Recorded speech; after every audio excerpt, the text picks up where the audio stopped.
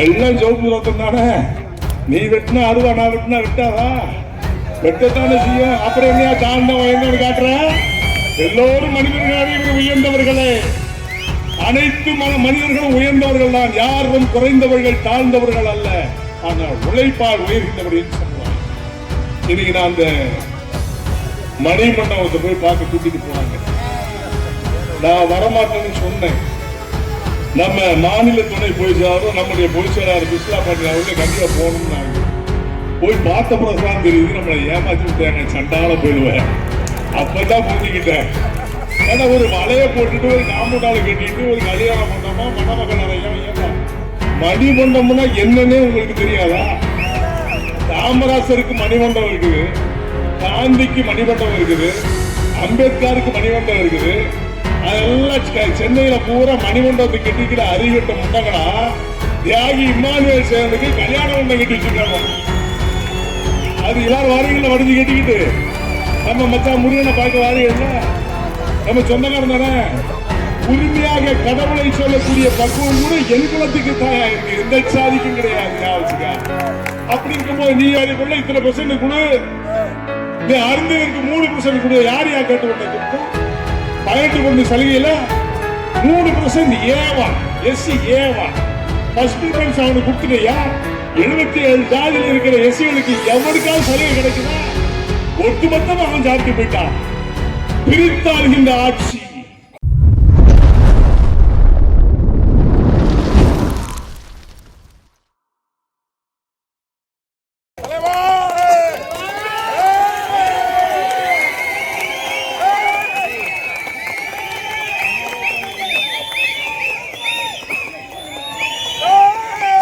வெள்ளட்டும் பட்டியல் வெளியேற்றம்,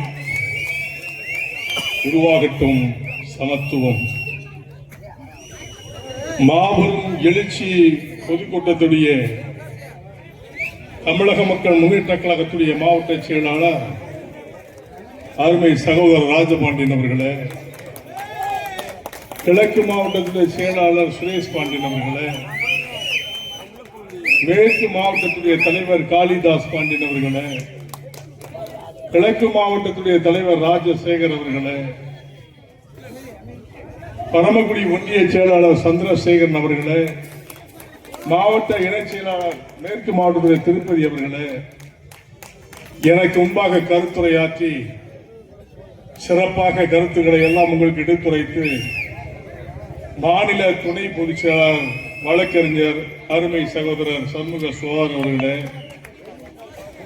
அரியதொரு கருத்துக்களை எல்லாம் சரித்திரத்தை எடுத்துரைத்து உங்கள் முன் அமைந்திருக்கின்ற மாநில துணை பொதுச் செயலாளர் நளினி சாந்தகுமாரி அவர்களே, மாநில கொள்கை பரப்பு செயலாளர் கோபாலகிருஷ்ணன் அவர்களே, மண்டல செயலாளர் எம் ஜி திரவியம் அவர்களே, மாநில விவசாய அணி செயலாளர் திரு எஸ் எம் சேகர் அவர்களே, நன்றியுரை வழங்க இருக்கின்ற பாரதிதாசன் அவர்களே, மற்றும் இங்கே திறனாக குழுமி இருக்கின்ற என் உயிர் மேலான சமுதாய சொந்தக்காரர்களே, அன்பு தாய்மார்களே, சகோதர சகோதரிகளே, உங்கள் அத்துணை பேருக்கும் தமிழக மக்கள் முன்னேற்ற கழகத்தின் சார்பிலேயும் அகில இந்திய தேவேந்திர குல வேளாளர் சங்கத்தின் சார்பிலேயும் மாலை வணக்கத்தை அனைவரிடம் சமர்ப்பிக்கின்றேன். இதுக்கு முன்னால பேசுறாங்க நிறைய. இந்த வரலாறு என்பது சாதாரண விஷயம் கிடையாது. கிட்டத்தட்ட 45 வருஷத்துக்கு முன்னால நான் பகுதிகளெல்லாம் சுற்றுப்பயணம் வரும் பொழுது அப்பவே நான் சொன்னேன், நான் எஸ்சி கிடையாது, என்னை பார்த்தா தெரியுதான்னு கேட்டேன். தெரு கேட்டேன். அப்பவே கேட்டேன். இப்ப நான் கேட்கிறேன், நான் எஸ்சியே கிடையாது. தேவேந்திர குல சத்தமா சொல்லணும். எங்க கேட்கணும்? சென்னைக்கு கேட்கணும். யாருக்கு? முதலமைச்சர். நம்ம எல்லாம் யாரு? அப்பேற்பட்ட தேவேந்திர குல சமுதாயத்தை இழிவுபடுத்துகின்ற வகையிலே இன்னைக்கு நான் அந்த மணிமண்டபத்தை போய் பார்க்க கூட்டிட்டு போனாங்க. நான் வரமாட்டேன்னு சொன்னேன். நம்ம மாநில துணை பொதுச்செயலாளர் நம்முடைய பொதுச்செயலாளர் பிஸ்லா பாண்டி அவர்களே கண்டிப்பா போகணும்னாங்க. போய் பார்த்த பிறகுதான் தெரியுது நம்மளை ஏமாத்தி விட்டாங்க. சண்டால போயிடுவேன். அப்பதான் புரிஞ்சுக்கிட்டேன். ஏன்னா ஒரு வலைய போட்டுட்டு ஒரு காம்பவுண்டால கட்டிட்டு ஒரு கல்யாண மண்டபமா மணமகள் அறையா ஏண்டா மணிமண்டபம்னா என்னன்னே உங்களுக்கு தெரியாதா? காமராசருக்கு மணிமண்டபம் இருக்குது, காந்திக்கு மணிமண்டபம் இருக்குது, அம்பேத்கருக்கு மணிமண்டபம் இருக்குது.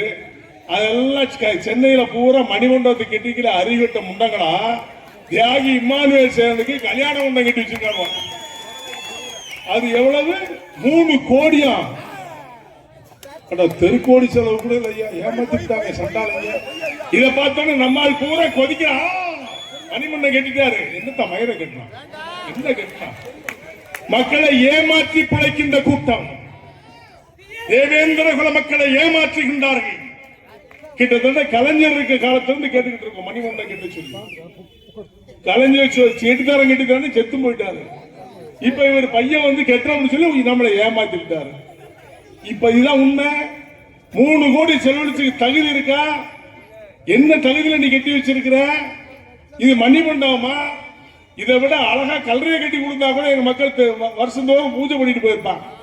அதை விட்டு மணிமண்டபம் சொல்லி ஊரை ஏமாத்துறாங்க. ஒரு வலையை போட்டு, கம்பி வலையை போட்டு, உள்ள இடத்தை கொஞ்சம் போல வெளியில கொடுத்து, 50 சென்ட் 2 ஏக்கர் கொடுத்தா செத்தா போவீங்க இல்ல நாரி போவீங்களா? கண்டவனுக்கெல்லாம் 2 ஏக்கர் 1 ஏக்கர் கொடுத்துட்டு மணிமண்டபம் வச்சுக்கலையா? அதுக்கு காரணம் நாம் தான். இந்த தேவேந்திர குல மக்களை எப்படியெல்லாம் அரசியல்வாதி ஏமாத்துறாங்கிறத நீ சிந்திச்சு பார்க்கணுங்கிறத நான் சொல்ல வரேன். இப்படிதான் ஏமாத்துறான். தியாகி இமானுவேல் சேருக்கு 45 வருஷம் முன்னாடி அந்த பக்கத்தில் போராடும் பொழுது அவன் குடும்பத்துல இருந்து எவனும் வரல. எல்லாம் போய் மலேசியாவில் அங்க போய் செவமா வாழ்ந்தாங்க. நம்ம எல்லாம் சேர்ந்த பிறகு அவங்க 4 பேரை கொண்டு நிறுத்தினோடனே தியாகி இமானுவேல் சேருடைய பிள்ளைகளை கொண்டு முன்னால் நிறுத்திட்டாங்களா? செத்தவன் பாடுபட்டவன் ஏன் சொந்தக்காரையா? இந்த மக்களையா? தேவேந்திர வேளாளரையா? என்னை போன்ற தொண்டர்களையா? இந்த மக்கள் எல்லாம் சேர்ந்து பூஜிக்கின்ற கடவுள் தான் தியாகி இமானுவேல் சேகரன். அந்த பிள்ளைகளுக்கு வேண்டி நாங்க போராடல. அவளை கொண்டு போய் முன்னாள் நிறுத்துற உடனே ஒட்டுமொத்த சமுதாயத்தினால பேருமா. என்ன நினைப்பு பாரியா? இன்னும் அந்த காலத்திலிருந்து நம்மளை இப்படியே ஏமாத்திட்டே தான் இருக்கணும்னு நினைக்கிறான். இதுதான் நிலை. நம்ம இன்னும் ஏமாறணுமா என்பதை எண்ணி பார்க்கணும். தேவேந்திர குல வேளாளர்கள் அரசாணை பெறுவதற்கு எவ்வளவு கஷ்டப்பட்டோம். எத்தனை பள்ளர்கள் பல பிரிவுகளாக கிடந்தோம். ஒவ்வொரு பகுதியிலும் பல பிரிவுகள். ஆத்த பள்ளம், அம்பி பள்ளம், கோழி பள்ளம், ஜோலி பள்ளம், கணக்க பள்ளம், மூப்பு பள்ளம், இடைய பள்ளம், கணக்க இப்படி நிறைய பள்ளம் இருக்கு. நான் அப்பவே சொன்னேன், நம்ம எல்லாம் ஒரு தாய் பெற்றெடுத்த தேவேந்திர குல வேளாளர் அப்படின்னு சொன்னேன். அப்ப நம்மளே என்ன கேள்வி பண்ணா, என்ன சொன்னா, என்னையா தேவேந்திர குல வேளாளர் புதுசா ஒரு கதை சொல்றாருன்னு சொன்னா. இன்னைக்கு ஒட்டுமொத்த தமிழ் சமுதாயம் தேவேந்திர குல வேளாளர்கள் ஒன்றாக சேர்ந்து 7 உட்பிரிவுகளை உள்ளடக்கி அரசாணை நாம் கொடுத்துட்டாங்க. யார் கொடுத்தா? யார் கொடுத்தா? பாரத பிரதமர் மோடி அவர்களால் கொடுக்கப்பட்டது. அன்றைய முதல்வர் எடப்பாடி அவர்களால் பரிசீலனை செய்யப்பட்டு சட்டமன்றத்தில் விவாதம் வைத்து அதன் அடிப்படையில் நமக்கு கொடுக்கப்பட்டதுதான் தேவேந்திர குல வேளாளர். சும்மா ஒண்ணு கிடைச்சிருந்த நம்ம எல்லாம் போறோம். நீங்கள் நானும் போராடணும். இதை தேவேந்திர குல வேளாளர் வச்சுட்டோம். அதுல ஒரு பேர் நம்ம ஊடுதட்டில் ஒருத்தன் வந்தான். 6 பிரிவு தான். நான் தான் தெளிவா சொன்னேன் 7 பிரிவுன்னு சொன்னேன். 6ன்னா நான் 7 வெற்றி. அதான் திரு நரேந்திர மோடி அவர்களால் அழைக்கப்பட்டது என்பது பெருமையாக சொல்லிக்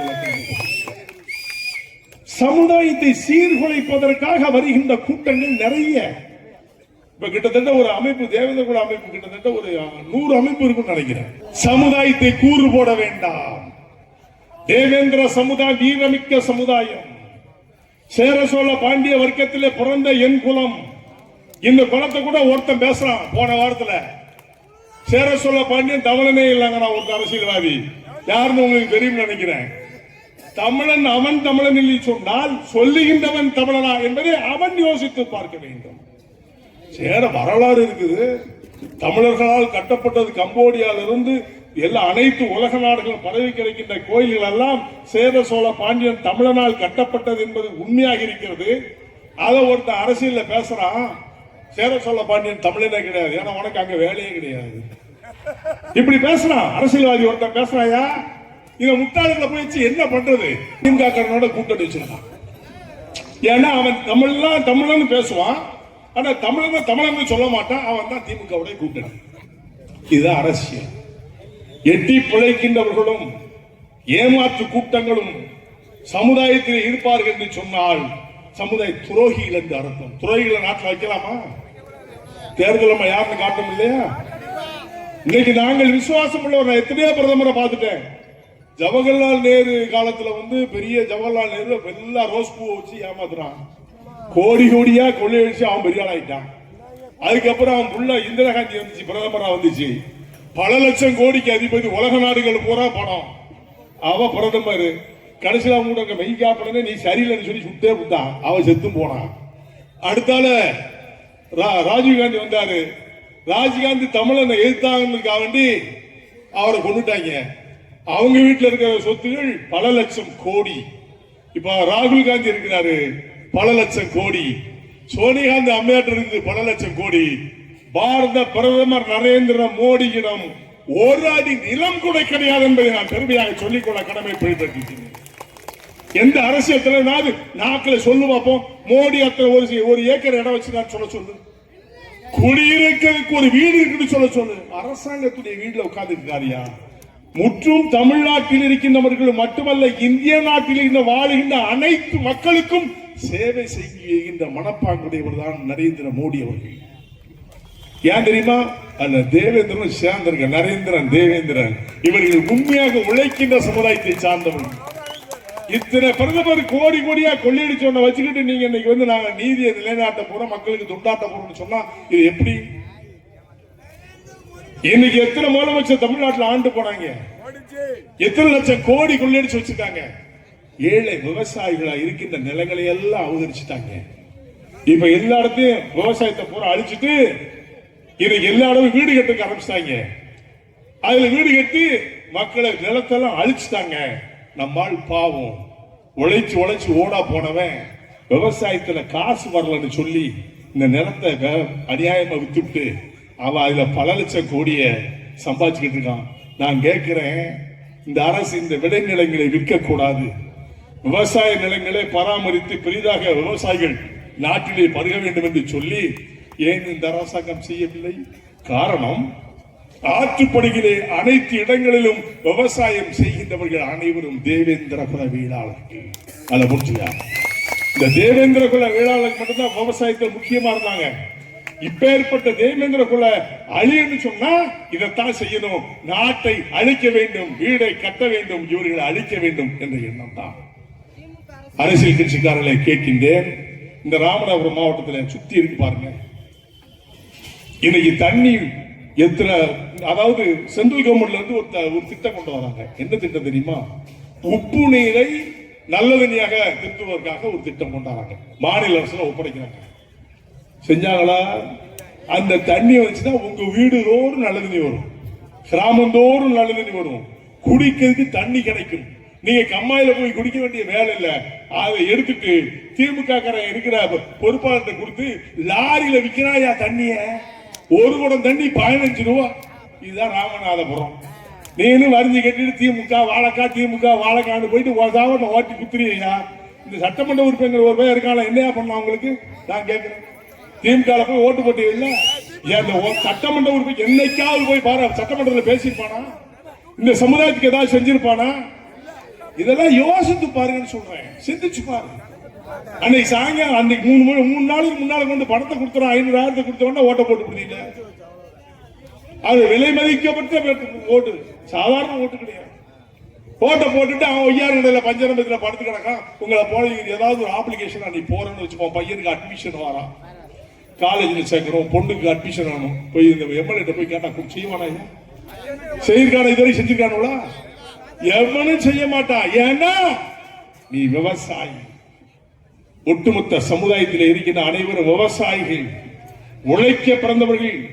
இதையெல்லாம் அடித்து நொறுக்க வேண்டும் என்று சொன்னால் சமத்துவம் வளர வேண்டும். சமத்துவம் என்று சொன்னால் ஜாதி மத பேதமின்றி நாம் எல்லாம் ஒன்று, ஒருதாய் மக்கள் என்று சொல்லக்கூடிய நிலையை உருவாக்க வேண்டும். அதை தான் தமிழக மக்கள் முன்னேற்ற கழகம் விரும்புகிறது. சமத்துவத்தை உருவாக்க வேண்டும். நான் என் விரல் அறுத்துக்கிட்டோம்னா ரத்தம் சிவப்பாத்தான் வரும். குழந்தை சாயிரி சொல்ற விரல் அறுத்தா கருப்பா வருமா இல்ல புழுவா வருமா? எல்லாம் சிவப்பு ரத்தம் தானே. நீ வெட்டினா அருவா, நான் வெட்டினா வெட்டாதா? வெட்டத்தானே செய்யும். அப்புறம் என்னையா தாண்டம் என்னன்னு காட்டுற? எல்லோரும் மனிதர்கள் அனைவரும் உயர்ந்தவர்களே. அனைத்து மனிதர்களும் உயர்ந்தவர்கள் தான், யாரும் குறைந்தவர்கள் தாழ்ந்தவர்கள் அல்ல. ஆனால் உழைப்பால் உயர்கின்றவர் என் சமுதாயம், என் மக்கள், என் குலம். இதை பார்த்து இழிவுபடுத்த கூடாது என்பதற்காகத்தான் நாங்கெல்லாம் எஸ்சி கிடையாதுயா, பட்டியல இருந்து வெளியில போகணும்னு சொல்றோம். நம்மளாம் எஸ்சியா? எவனாவது சொன்னா அவ்வளவுதான் சொல்லிட்டேன். நாக்கு அறுத்துட்டு வருது. நான் எஸ்சி கிடையாது, நான் பல திருப்பு மீட்டிங்ல சொல்லிருக்கேன். நம்மளாம் எஸ்சி கிடையாது. எவனா சொன்னா ஒத்துக்கிறாத. நாம் தேவேந்திர குல, சாதாரண ஆள் கிடையாது. இந்திர வம்சத்துல வந்தவங்க. எல்லா கோயிலையும் பரிவட்டம் இருக்குது, திருச்செந்தூர்ல பரிவட்டம் இருக்குது. அதை மறைச்சிட்டானுவோ, மேற்குவாசல மூடிட்டாங்க. அது நம்மளுக்குள்ள அண்ணன் தம்பி சண்டை தான். அந்த அண்ணன் தம்பி சண்டையில ஒரு வருஷம் நீ கொண்டாடு, ஒரு வருஷம் நீ கொண்டாடு சொல்லி அப்ப இருக்கிற முனிசிபல் கோர்ட்ல தீர்ப்பு வந்துச்சு. நம்ம அண்ணன் தம்பி சண்டைக்குள்ள அது அன்னைக்கு முன்னும் இன்னைக்கு வரைக்கும் துறக்கலையா? சட்டாளங்க இன்னும் துறக்கல. பழையில மண்டுபிடி கிட்டத்தட்ட 50-60 வருஷத்துக்கு முன்னாலே இருந்திருக்கு. அதை மீட்கிறதுக்கு நான் பட்ட பாடு எனக்கு தான் தெரியும். இப்ப 29 வருஷம் நடத்திக்கிட்டு இருக்கோம்.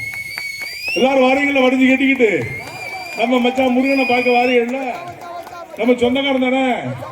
உரிமையாக கடவுளை சொல்லக்கூடிய பக்குவம் கூட என் குலத்துக்கு தாயா இருக்கு, எந்த சாதிக்கும் கிடையாது. யாவச்சுக்கா அப்படி இருக்கும்போது நீ எப்படி தாழ்த்தப்பட்டவன், நீ எப்படி ஒடுக்கப்பட்டவன், நாங்க எப்படி எஸ்சி? இதையெல்லாம் மாத்தன்னு சொன்னால், அரசியலில் அங்கீகாரம் பெற வேண்டும் என்று சொன்னால் நீங்கள் ஒற்றுமையாக இருக்க வேண்டும். மாற்றானுக்கு மணி தூக்க கூடாது, மாற்றானுக்கு அடியாளாக கூடாது, மாற்றானுக்கு கூச்சா தூக்க கூடாது, மாற்றானை விரட்டி அடிக்க வேண்டும். நான் உன் சொந்தக்காரன், நீ எனக்கு சொந்தக்காரன். நான் செத்தா நீ வருவேன், நீ செத்தா நான் வருவேன். இந்த களமணிப்ப எவனாவது வருவானா? வருவான். வேற நேரத்தில் செத்து போனா ஒரு மாலையை போட்டு இப்படியே நிற்பான். பாத்துக்கிறேன், நான் பாத்துக்கிறேன். எல்லாம் பார்த்து என்ன புரோஜனம்? இந்த சமுதாயத்தை ஏமாற்றி ஏமாற்றி பிழைக்கின்ற கூட்டங்கள் தமிழ்நாட்டிலே அதிகமாக இருந்து கொண்டிருக்கிறது. அதையெல்லாம் அகற்ற வேண்டும் என்று சொன்னால் வரும் தேர்தலிலே நாம் பாடம் புகட்ட வேண்டும். நன்றி உள்ளவராக தேவேந்திர குல வேளாளர் இருக்க வேண்டும். தேசிய ஜனநாயக முற்போக்கு கூட்டணியை நான் என்னை இணைத்திருக்கின்றேன் என்று சொன்னால் என்னுடைய மக்கள் அனைவரும் ஒட்டுமொத்தமாக அவர்களுக்கு வாக்களிப்பார்கள் என்ற நம்பிக்கையோடு இணைந்திருக்கின்றேன். அங்கே வாக்கின் மூலமாக பட்டியலிருந்து வெளியே செல்வதற்கு நாம் ஆதரவு கிடைப்போம். பட்டியலிருந்து வெளியே செல்வோம். இந்த ஆட்சி இருக்கும் வரை நமக்கு பட்டியல் வெளியேற்றம் கிடைக்காது, கிடைக்காது, கிடைக்காது. அப்ப அதுக்கெல்லாம் முற்றுப்புள்ளி வைக்கணுமா வேண்டாமா? வைக்கணும். ஆனா அனைத்து ஜாதி சமுதாய தலைவர்களும் நம்ம பட்டியலிருந்து வெளியில போறதுக்கு ஆதரவு சொல்றாங்க. எல்லா ஜாதியும் சொல்லுது. அவங்க கேட்பது நியாயம் தானையா? தொழில் ரீதியா பார்த்தாலும் அவன் வசந்தவன், வேலை வழக்கில் பார்த்தாலும் அவன் தான் வசந்தவன், உழைப்புல பார்த்தாலும் அவன் தான் வசந்தவன். இவனுக்கு கொடுக்கிறதுல உங்களுக்கு என்னையா நோக்காடு? கொடுங்கன்னு சொல்லி பிற சமுதாயத்துக்கார தலைவர்கள் நமக்கு சொல்றாங்க, ஆதரவு கொடுக்கின்றார்கள். ஆனா அரசாங்கம் கொடுக்க மாட்டேங்குது. கேட்க நாமல சலுகை போயிடும். என்ன சலுகை போயிடுச்சு? நான் உழைச்சு நான் சாப்பிடுறேன், நீங்க உழைச்சு நம்ம சாப்பிடுறோம். இந்த புயலோட நமக்கு சோறு போடுறான். அப்புறம் என்னத்துக்கு சலுகை பத்தி பேசுறீங்க?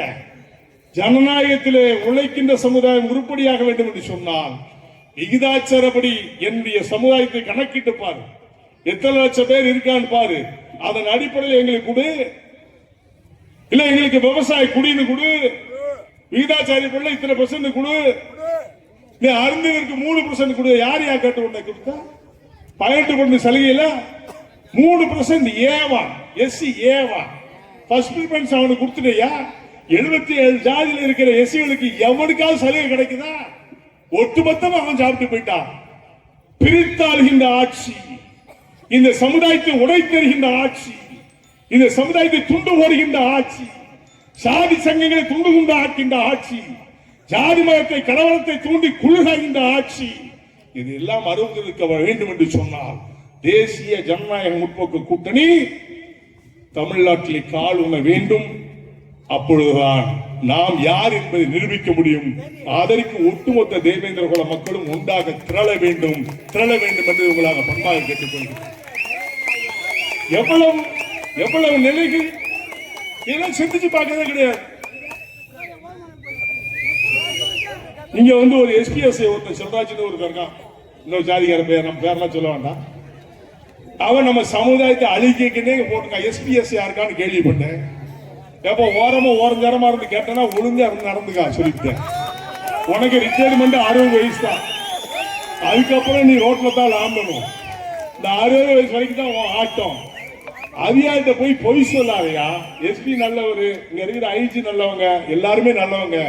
உன்ன மாதிரி ஒரு துரோகி பிள்ளை வச்சுக்கிட்டு தான் இந்த காவல்துறையே கெட்டு போய் கிடக்கு. இந்த காவல்துறை கெடுக்கிற வேலை வைக்காத. இன்னைக்கு கீழக்கொடுமூர்ல ஒரு ராமமூர்த்தி ஒரு பையன் அடிச்சுக்காங்க, ரொம்ப நிர்வாணமா போட்டு அடிச்சுக்காங்க தெரியுமா? இப்ப வரைக்கும் எஃப்ஐஆர் பதிவு பண்ணல. என்ன அரசாங்கம் இது? என்ன காவல்துறை இது? என்ன எஸ்பிசிஐடி இது? ஏன் இன்னும் எஃப்ஐஆர் பதிவு செய்யப்படவில்லை? காரணம் என்ன? அவன் தேவேந்திர குல வேளாளர். அதுதான் காரணம். சமுதாய மக்களே, ஒன்று கூடுங்கள், ஒன்று திரளுங்கள். நமக்காக நாம் மாதாட வேண்டும் என்று சொன்னால் இதை போன்ற இடியட்டுகளை துரத்த வேண்டும். அது நாம இருக்க வேண்டும் என்பதை உங்கள் நேரத்திலே தெளிவாக சொல்லிக்கொள்ள கடமைப்பட்டிருக்கின்றேன். உடனடியாக மாத்துங்க அவனை. தயவு செய்து அதிகாரி உடனே மாத்துங்க. இந்த மாதிரி முட்டாள்களை வைக்காதுங்க. இது காவல்துறைக்கே வைக்க கேடு. காவல்துறையில எனக்கு நிறைய நண்பர்கள் இருக்காங்க, நிறைய அதிகாரிகள் பழக்கமுள்ளவங்க இருக்காங்க, நல்ல அதிகாரிகள்லாம் இருக்காங்க. இந்த மாதிரி புல்லுருவில் இருந்தால் இந்த காவல்துறைக்கு சீர்கேடு, சீர்குலைவு.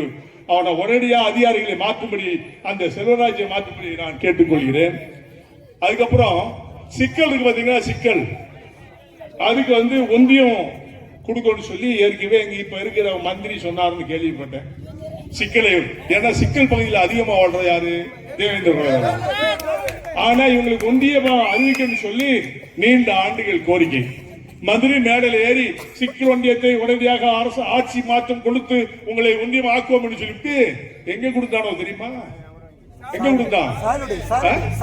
சாயல்குடியில கொடுத்திருக்கான். சாயல்குடிக்கும் நமக்கு என்ன சம்பந்தம்?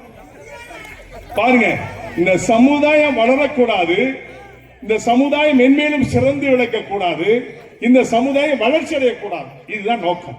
ஆனா ஓட்டு மட்டும் போடும். இவன் காசு கொடுத்தா ஓட்டு போட்டுருவான்ல அப்படின்னு அவங்களுக்கு குறுகிய எண்ணம். இதெல்லாம் ஒரு காலம். இப்ப எங்க ஆள்லாம் படிச்சுட்டேன், நல்ல அறிவுள்ளவன் ஆயிட்டாங்க, நல்ல திறமையானவன் ஆயிட்டாங்க. இனிமேல் சமத்துவத்தை போத்துகின்ற என்னுடைய மக்கள் இனிமேல் இவங்களுக்கு எல்லாம் ஏமாற மாட்டேன். ஏமாறுவீங்களா நீங்க? ஏன் இன்னைக்கு சாயலுக்கு கொடுத்தவன் சிக்கலுக்கு ஏன் கொடுக்கப்படவில்லை? ஒன்றியம் ஏன் நமக்கு வரவில்லை? இதை நான் நிச்சயமாக சொல்லுகின்றேன். இதற்கு ஒரு முடிவு கட்ட வேண்டும் என்று சொன்னால் தேர்தல் முடியட்டும், வெற்றி வாகை சூடுவோம். நிச்சயமாக சிக்கல் நமக்காக கொடுக்கப்படும் என்பதை நான் இந்த இடத்திலே உறுதியாக சொல்லிக்கொள்ள கடமைப்பட்டிருக்கின்றேன். அன்பார்ந்த சகோதர சகோதரிகளே, சமத்துவம் தான் குறிக்கோளாக வாழுகின்ற நீங்கள் அரசியலிலே அங்கீகாரம் பெற வேண்டும். அரசியலிலே அங்கீகாரம் பெற வேண்டும் என்று சொன்னால் தன்னிச்சையாக செயல்பட வேண்டும். மாற்றானுக்கு அடிமையாக இல்லாமல் உன் சுய புத்தியோடு செயல்பட்டேன் என்று சொன்னால் உங்களுக்கு நிகர் எவனுமே கிடையாது. இதைத்தான் நான் சொல்றேன், இதைத்தான் நான் உங்களுக்கு சொல்றேன். இதை எண்ணி பார்த்தீங்கன்னு சொன்னால் நாங்கள் அரசியல் என்பது ஒரு கூட்டணி. எந்த அரசியல் யாரு வேணாலும் கூட்டணி வைக்கலாம். அதுக்கு ஒரு ஃபார்முலா வேற போடுறாங்க, நிரந்தர நண்பனும் இல்லை எதிரியும் இல்லை, அதை ஒத்துக்கிறோம். ஆனா யார் செய்வார்கள், இது மக்களுக்கு யார் தொண்டாற்றுவார்கள், என்ன சேவைகள் செய்யப்படும், எந்த ஆட்சி வந்தா நல்லா இருக்கும்னு சொல்லி இருக்கிற பொதுமக்களை சிந்திச்சு பார்த்து ஓட்டு போடுங்க. நான் உங்களை கேட்கிறேன், நாங்கள் தேசிய ஜனநாயக கூட்டணியில் இருக்கிறோம் சொன்னா என் மக்களுக்கு செய்த நன்றி கடனை செலுத்துவதற்காக நான் அவரோடு பயணித்துக் கொண்டிருக்கிறேன். இன்னும் ஒன்னே ஒன்று கோரிக்கை இருக்குது. பட்டியல் வெளியேற்றவர்களுக்கு தேவை கொடுக்கிறது, அதை நீங்க செய்து தருவார்கள் மோடி அவர்கள். மோடி எனக்கு ரொம்ப நண்பன், அது சொல்லணும்ல. எந்த பிரதமராவது என் தலைவரோட நண்பராக சொல்ல சொல்லுவாங்க முடியாது. நான் என்னுடைய நண்பர் உரிமையாக போய் செய்வேன். நாங்க உங்களை ஜெயிக்க வச்சுட்டோம், இந்திய அலையன்ஸ் தமிழ்நாட்டில் ஜெயிச்சிருச்சு. நேரா போவேன், முதலமைச்சர் எடப்பாடி என்ன வச்சுங்களேன், நேரா போவேன். அண்ணா என் ஜாதிக்காரன் பூரா ஓட்டு போட்டான்ல, நான் சொன்னோம்ல பட்டியலிருந்து என் ஜாதிக்காரன் வெளியில போனோம்ல, சட்டமன்றத்தில் பாஸ் பண்ண அப்படி உரிமையா சொல்லுவேன். நேரா போவேன், மோடிஜி கிட்ட பாராமன்றத்துக்கு போவேன், நேரா வீட்டுல போய் பார்ப்பேன். கூட நம்ம பொதுச்செயலாளர் வருவாங்க, கூட சுதாடு கூட்டு போவேன். எங்களுக்கு உரிமையோட கொடுங்க, வெற்றி பெற்றாச்சு, எங்களுக்கு தேவை வேற ஒன்றும் வேண்டாம் ஐயா. எங்களுக்கு உரிமை, என்னுடைய மகிழ்ச்சி, எங்களுடைய மக்கள் எழுச்சி பட்டியலிருந்து வெளியில போகும். 5 ஆண்டு இன்னைக்கு ஆட்சி நடத்தினாங்களே, இத்தனை ஆண்டுகளா நம்ம வியா வியா வியான்னு ஒவ்வொரு ஊரா கத்திட்டு இருக்கமே, பத்திரிகை செய்தி கொடுக்கமே, செவி சாத்திருப்பாங்க ஐயா. செவடங்கால சங்குவத மாதிரி அம்பாடு உட்கார்ந்துட்டு இருக்காங்க. தேர்தல் வந்த உடனே மணிமண்டபத்தை திறக்க, மண்மண்டபம் கிடையாது, கல்யாண மண்டபத்தை திறப்பாங்களா? அது மட்டும் இல்ல, அங்கங்க போய் கூட்டம் போடுவாங்களா? 234 தொகுதியிலும் அனைவரும் பம்பரமாகி சுழற வேண்டும். பம்பரமா சொல்லி கீழே பொத்துன்னு பட்டுக்கணும். அதை நம்ம உணப்படாது, சுத்திக்கிட்டே இரு. மக்களை சிந்தித்து பாருங்கள். சமத்துவம் பெருக வேண்டும் என்று சொன்னால் சாதனை படைக்க வேண்டும். சாதனை படைக்க வேண்டும் என்று சொன்னால் நாம் பட்டியலிருந்து வெளியிலே செல்ல வேண்டும். தேவேந்திர குல வேளாளர்கள் உண்மையுள்ளவர்களாக இருக்க வேண்டும். ஏமாந்த காலம் எல்லாம் அந்த காலம். இனிமேல் ஏமாற வேண்டியவர்கள் நாம் அல்ல, ஏமாற்றுவர்களை நாம் துரத்தி அடிக்கின்ற காலமாக நீங்கள் நிச்சயமாக வர வேண்டும். இந்த பரமக்குடி தொகுதியில் நிக்கிறது சொல்லி நம்ம தம்பி சொன்னாப்புல, யாரை தேசிய ஜனநாயக கூட்டணியிலிருந்து நிறுத்துறாங்களோ அந்த தொகுதியில் நிக்கிறது ஜான் பாண்டியன் அப்படின்னு வச்சுக்கோங்க. எத்தனை தொகுதியா இருந்தாலும் சரி, யாரை விரல் விட்டு சொல்லி பரமக்குடியில நானா இருக்கலாம், நீங்களா இருக்கலாம், இல்ல வேற இன்னொருத்தரா இருக்கலாம், யாராக இருந்தாலும் வெற்றி பெற வைக்க வேண்டிய எண்ணம் குறிக்கோள் நமக்கு உண்டு. அதில் நீங்க எல்லாம் திறம்பட செயல்பட வேண்டும். தமிழகம் முழுவதும் பம்பரமாய் சுழன்று நாம் வெற்றி வாகை சூடி சமத்துவத்தை பெருக்குவோம், சமாதானத்தை உருவாக்குவோம். பட்டியலிருந்து சத்தமா தான் சொல்லுங்களேன். வெளியில போறோம், பொண்ணாம போன்ல உழைக்கிறீங்க, சொந்தக்காரி நீங்க உழைக்கிறாள்ல, 10 பேர்கிட்ட போய் நிக்க கூடாது. 50 வருஷத்துக்கு முன்னால வரும்போதெல்லாம் இருந்த காலம் வேறு. நான் அப்படியே வருவேன், கார்ல பயணம் வருவேன், அப்ப வாடகை கார் வருவேன். கிராமங்களை பார்க்க என்னைய பார்த்து ஓடினவங்க எல்லாம் நம்ம ஆள் நிறைய இருக்காங்க. இல்ல வாட்ட சாட்டமா மார்க்கம்பு மாறி, நான் கொஞ்சம் ஒல்லியா இருப்பேன், கொஞ்சம் பரவாயில்ல. அவரை என்ன அந்த வார்க்கம்பு மாறி இருக்காங்க. சரி சாந்தா ஜான் பாண்டியங்கிறாங்க, தேவேந்திர குலங்கிறான் அந்த ஆளு. என்னை பார்த்தா அப்படி தெரியலம்மா, என்ன பார்த்து. அப்பதான் கிராமமா வந்தையா, அந்த ஒவ்வொரு பகுதியா வந்து மக்கள்கிட்ட உட்கார்ந்து இந்த புளிய மரத்துக்கிட்ட தான் நம்ம ஆளு பட்டா போட்டு உட்கார்ந்து பேசிக்கிட்டு இருப்பாங்க, சட்டை கிட்ட எல்லாமே. அங்க போய் உட்கார்ந்து பேசுவேன், பேசிக்கிட்டு சொல்லுவேன், நான் உங்க சாதிக்காரையா, சொந்தக்காரன், டீசல் கார் கூட ஒரு பேர் தரமாட்டேன், ஓசில ஒரு கார் எடுத்துட்டு வந்து உங்களை பார்க்க. அப்பதான் நான் சொன்னேன், இந்த கொடியெல்லாம் ஏத்துங்கய்யா, கொடி இல்லாம இருக்கீங்க, இது சிவப்பு வச்ச கொடி, நம்ம கொடி, இந்த கொடியை ஏத்துங்கன்னு சொன்னேன். அப்ப ராமநாதபுரத்துல பூரா பெரிய புரட்சி ஆச்சு. நான் வர்ற இடத்துல நிறைய பேர் அருவாக்கம் போட நிற்பேன், இவனை கொன்னே ஆகணும், இவனை காலி விடணும். அப்போ இளம் சிங்கம் இல்லையா, நம்மகிட்ட நெருங்க முடியுமா? அப்ப எனக்கு கல்யாணம் ஆகல. அப்ப நான் எதுனாலும் மூர்க்கத்தனமா போக மாட்டேன், நியாயமா போவேன். நம்ம ஊர் மக்கள்லாம் ஒரு பக்கத்தில் நிற்பாங்க அருவாக்கம் போடு, இன்னொரு பக்கத்தில் அருவாக்கம் போடு இருக்கும். போலீஸ் காவல்துறை பாவம் நடுவில் நிற்பாங்க. நான் ஒவ்வொரு ஊரா கொடியேற்றி வருவேன். அப்படி ராமநாதபுரம் மாவட்டமே கொடியேற்றி பட்டணி வீசி பறக்க வைத்து ஒய்யார நடையிலே பறக்கின்ற சமுதாயம் தேவேந்திர குலவேளாளர்கள். பறக்க முடியாத நாள். தேசில காமக்கோட்டில் ஒரு பெரிய கலவரம் 45 வருஷத்துக்கு முன்னால, மறந்து காமோடக்காரன் தான் தெரிஞ்சிருக்கும். 45 ஆண்டுகளுக்கு முன்னால் பெரிய கலவரம். அந்த கலவரத்தை பார்க்கறதுக்கு திருநெல்வேலியிலிருந்து கார்ல வந்தேன். எனக்கு கார் ஒரு பேரும் கொடுக்க மாட்டான், என் பேர் தான் பெரிய பேராச்சே. அப்ப நான் ஒரு கார்காரனை கூப்பிட்டு ஒரு கல்யாணத்துக்கு சாத்தூர் வரைக்கும் போகணும் வாயான்னு சொல்லி ஏமாத்தி கார்ல ஏத்தி கூப்பிட்டு வந்தேன். ரயில்வே கேட்ட தாண்ட உடனே எங்கேயா போறீங்கன்னு இந்த காமக்கோட்டை ஐயோ என்ன விட்டுருங்கண்ணா. அப்பயே சொன்ன உங்களுக்கு ஒன்று மரியாதை வந்துருக்கு அப்படின்னு சொல்லி அந்த கிராமத்துக்கு கூட்டிட்டு போனேன். கூட்டிட்டு போனா ஊரெல்லாம் வேலி போட்டு சுத்தி காவல் காத்து நிக்கிறாங்க, யாரும் உள்ள இறங்க கூடாதுன்னு சொல்லி என்னைய பாத்துட்டாங்க. தலைவரை வாங்க வாங்கன்னு சொல்லி நான் கூட்டிட்டு போயிட்டு, ஐயா நீங்க நைட்டுங்க, நான் ஒரு 10 பேரோட தான் போயிருந்தேன், ஒரு 4-5 பேரை மட்டும் அங்க விட்டுட்டு நான் கிளம்புறேன்னு சொல்லி இங்க வந்து உங்க ஏரியாவுக்கு பரமக்குடிக்கு வந்தேன். அங்க இருந்து நடந்தே வந்த அவங்க காரை விட்டு ஓடிப்பிட்டாங்க. நடந்தே வந்து காமக்கோட்டை எங்க இருக்கு, நம்ம ஊர் எங்க இருக்கு பாருங்க. நான் வந்து பொன்னியாபுரத்து கிராமத்துக்குள்ள போறேன், எல்லா வீடு இருட்டா இருந்துச்சு. அப்ப நான் ஒரு தண்ணி தாக்கம், பசி வேற கண்ணை பொத்துது. ஒரு வீட்டுல போய் கொஞ்சம் தண்ணி கொடுக்குமான்னு கேட்டேன், தண்ணி தந்தாங்க. கொஞ்சம் நான் தூங்கலாமான்னு கேட்டேன். என்ன பண்ணாங்க தெரியுமா, ஒரு மாட்டு கொட்டையில படுக்க போட்டாங்க.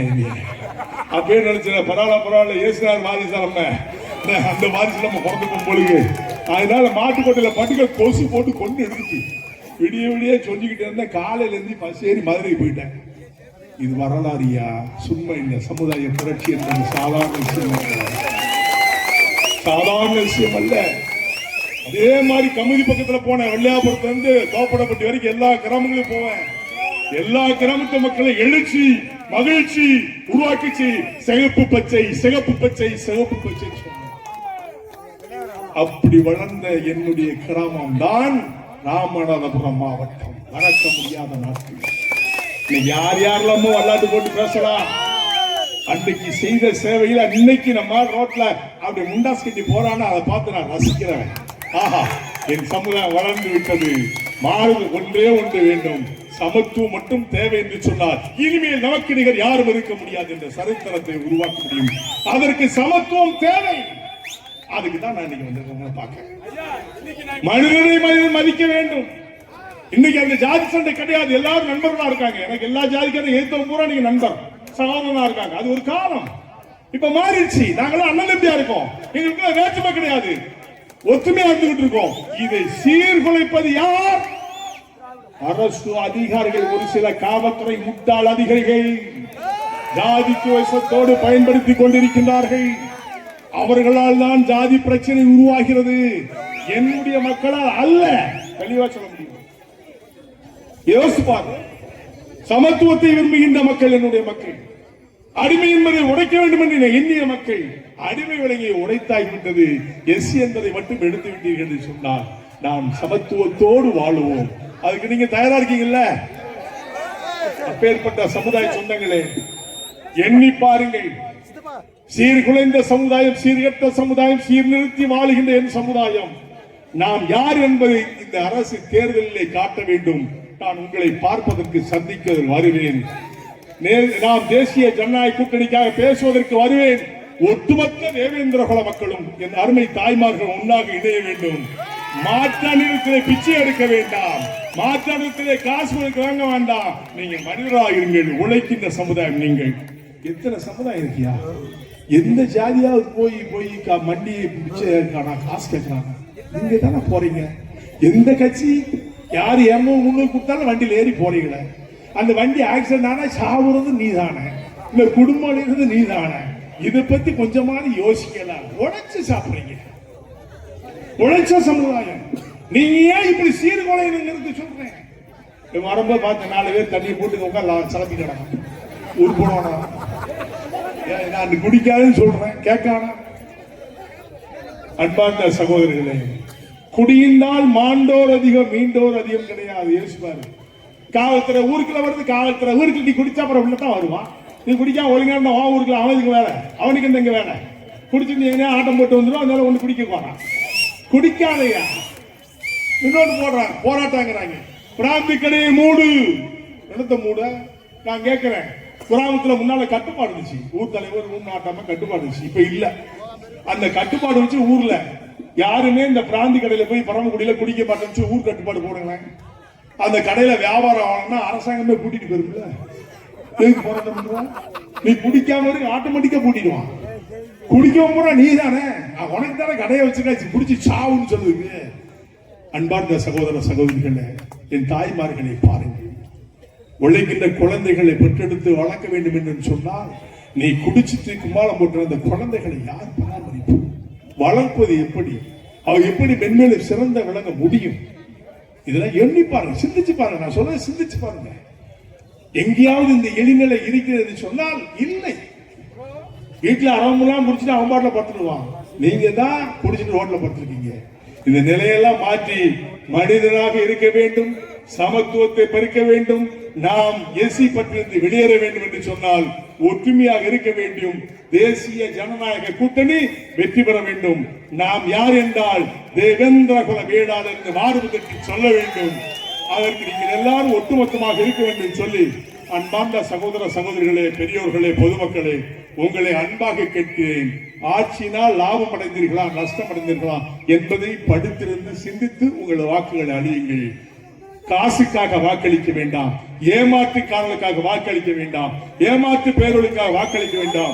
ஒற்றுமையாக இருக்கின்றவர்கள் யார் என்பதை நினைத்து யார் நாட்டுக்கு நன்மை செய்வார்கள் என்பதை சிந்தித்து நீங்கள் வாக்களிக்குமாய் உங்களை அன்பாக கேட்டுக்கொண்டு, நீங்கள் எல்லாம் மகிழ்ச்சியோடு எழுச்சியோடு வந்தீர்கள். உங்களை பார்த்ததிலே மற்றற்ற மகிழ்ச்சி. மீண்டும் நாம் தேர்தலிலே சந்திப்போம் யார் என்பதை நிரூபம் என்று கூறி, அஞ்சாதீர் யாரிடமும் ஆள வேண்டும் மனமையால், துஞ்சாதீர் யாரிடம் துணை வேண்டும் கெஞ்ச வேண்டாம்.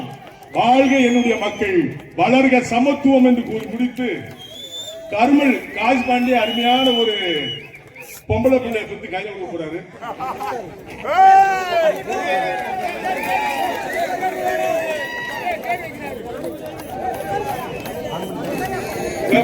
பேச ஆரம்பிச்சாங்க பால். கமல் பாண்டியன் சித்ரா அவருடைய தம்பதிக்கு மகிழ் யுனிகா என்று பெயரிட்டு மகிழ் யுனிகா. மகிழ்ச்சியோடு யூனிவர்சலா இருக்க என்னுடைய மனப்பூர்வமான வாழ்த்துக்கள். நன்றி, வணக்கம்.